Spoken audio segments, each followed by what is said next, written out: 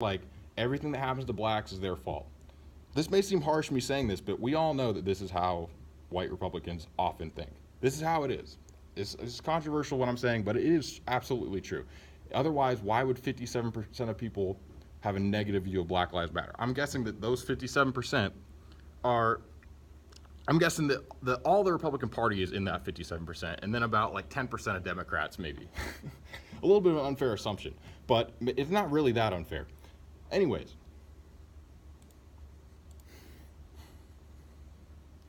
so 57% view Black Lives Matter unfavorably.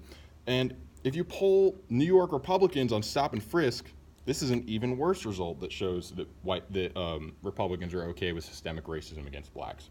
So on the isidewith.com, there's a poll of New York Republicans that asks them whether or not police departments should be able to do stop and frisk. 65% of New York Republicans say yes, stop and frisk is okay. Only 35% say no. And when you look at the reasons, it's even more distressing.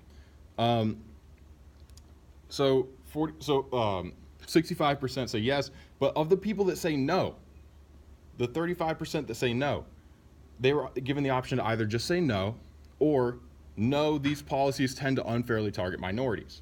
And of the 35% of Republicans who said no, that there should be no stop and frisk, 0% of those objected because the policies unfairly target minorities. So that means that literally 0% of New York Republicans think that stop and frisk is racist, which is just totally incorrect according to the stats that I just showed you.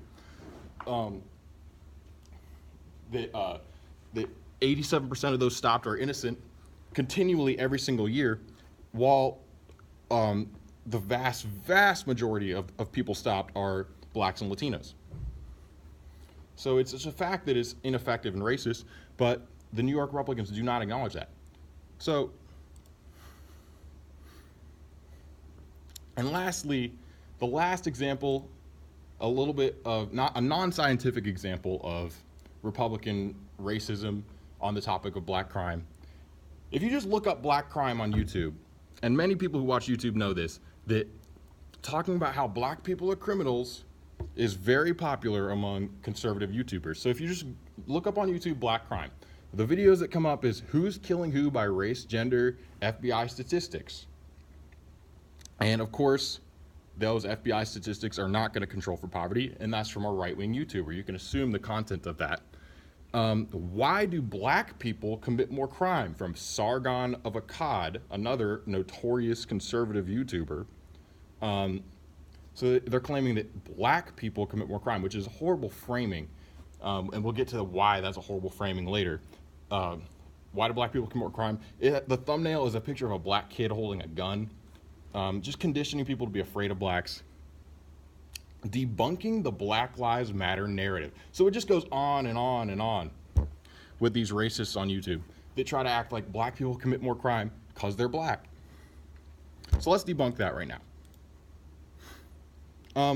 So the solutions to this is to teach people the solution to this racism is to obviously just debunk it. And how do you debunk it? With education. You teach people about what race is at a younger age. And what's the reality of what race is? Race in biology is equivalent to saying subspecies. And what is a subspecies? A subspecies is any group of a species that has one trait that they all have in common that is not shared by any other member of that species. And that just doesn't exist in humans. So there are really, biologically, no human races. And that's backed up by genetics. So if you look at genetic groupings, you see that in this article, genetic study shows skin color is just skin deep, meaning that you can't determine someone's genetic grouping by looking at their skin color, partially because one example of this is how people in Africa are more genetically diverse than anywhere else. So if you take an African and sample their DNA, it's just as likely to be close to someone who's Jewish or white or Asian as it is to be similar to someone else in Africa. So that just shows that you can't group humans together based on race, and especially you can't do that and have it correlate to our modern concept of colorism. So that's just debunked by that fact immediately, and that should be taught in schools, and that's a solution to this problem. Another solution, education-wise, is you have to teach the social effects of poverty at a younger age. And we see this meta-analysis that shows that the social effects of poverty, and it shows that it aggregates studies on poverty from the 1970s until today, or until when this article came out, and it shows that over 80% of studies on crime and poverty show that poverty has at least a moderate correlation to crime.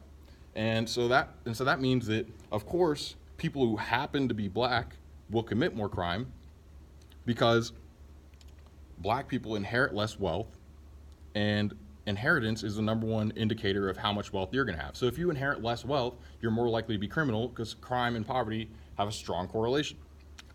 So that's another thing we should teach that debunks these ideas. So another hugely important thing that Republicans will never believe, and you can show this to Republicans, they will not believe it. But when you control for poverty, according to the Bureau of Justice, the violent crime victimization rates by race drop to about equal levels. So we see that when you're controlling for poverty, poor Hispanics,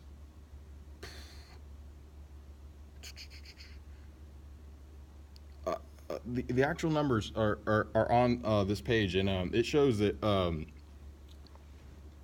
that the violent crime victimization, here it is, the violent crime victimization rate for Hispanics is 35 per every 100. 35 per every 1,000, excuse me.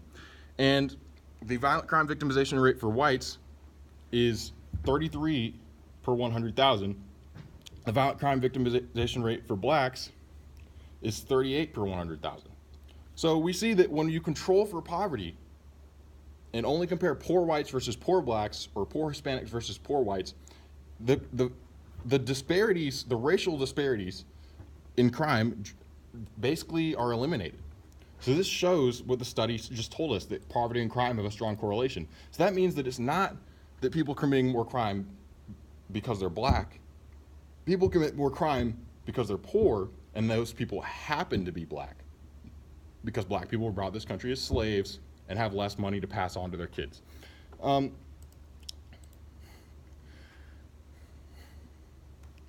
So the last thing that is very, very important that can help solve this problem of white people and people in general thinking blacks are criminals is to teach. It can be taught in math class, and it's the idea of a hidden variable.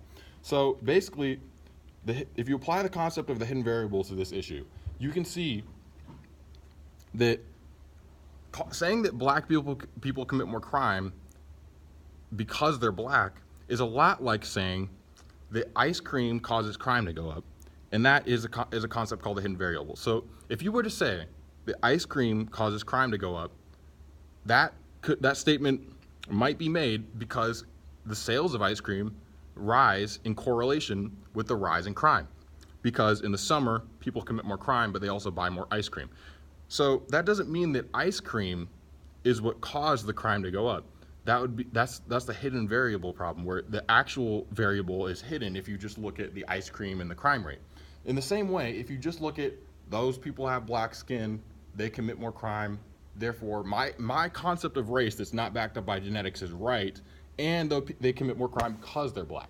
That's totally incorrect, and it has to do with the problem of the hidden variable. The hidden variable is poverty. So in reality, black skin actually correlates with higher crime, but it's not the cause of the higher crime, it's actually poverty. So I hope that I've given solutions for how we can lessen the rationalization of racism, the acceptance of systemic racism by conservatives and white people, and I thank you guys for listening to me today.